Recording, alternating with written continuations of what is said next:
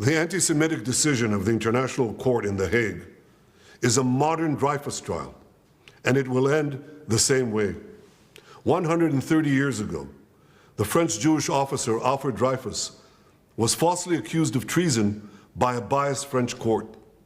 In response to these false accusations, the great French writer Émile Zola wrote his monumental essay, J'accuse. He accused the French court of anti-Semitic lies against an innocent officer who was later exonerated of all guilt.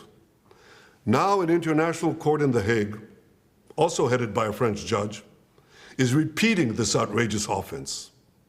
It is falsely accusing me, the democratically elected Prime Minister of the State of Israel, and Israel's former Defense Minister, Yoav Gallant, of deliberately targeting civilians.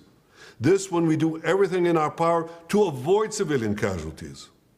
We issue millions of text messages, phone calls, leaflets to the citizens of Gaza to get them out of harm's way, while the Hamas terrorists do everything in their power to keep them in harm's way, including shooting them, using them as human shields. The court in The Hague accuses us of a deliberate policy of starvation. This when we've supplied Gaza with 700,000 tons of food to feed the people of Gaza. That's 3,200 calories for every man, woman, and child in Gaza. And these supplies are routinely looted by Hamas terrorists who deprive their people of much-needed food. Yet just in the last few weeks, Israel facilitated the vaccination of 97% of the people of Gaza against polio. This doesn't prevent the court of accusing us of genocide. What in God's name are they talking about in The Hague? The truth is simple.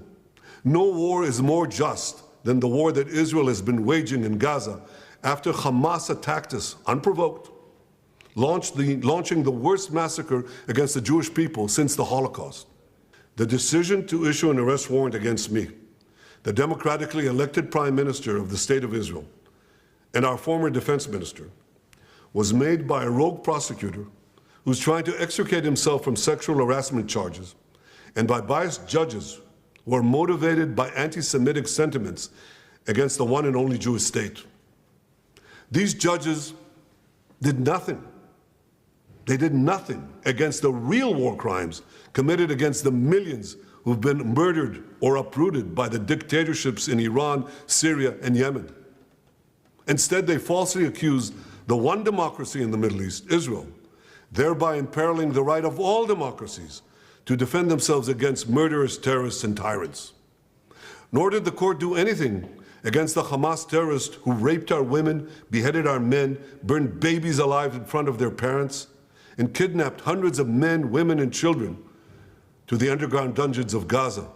They're still holding 101 hostages, citizens of many lands, including the United States. Come to think of it, the court did issue one arrest warrant against Hamas. Now hear this. They issued an arrest warrant against the corpse of the Hamas arch-terrorist Mohammed Dev. His corpse. What an absurdity. No biased anti-Israel decision in The Hague will prevent the State of Israel from defending its citizens. And I want to thank our many friends around the world, especially those in the United States, who've condemned this outrage and who have said that this decision will have severe consequences for the ICC and those who cooperate with its decision. Israel will not recognize the validity of this decision. We will continue to do everything we must do to defend our citizens and defend our state against Iran's axis of terror, Iran and its terrorist proxies, which include Hamas, Hezbollah, the Houthis, and others. Our enemies are your enemies, and our victory will be your victory, the victory of civilization over barbarism and tyranny.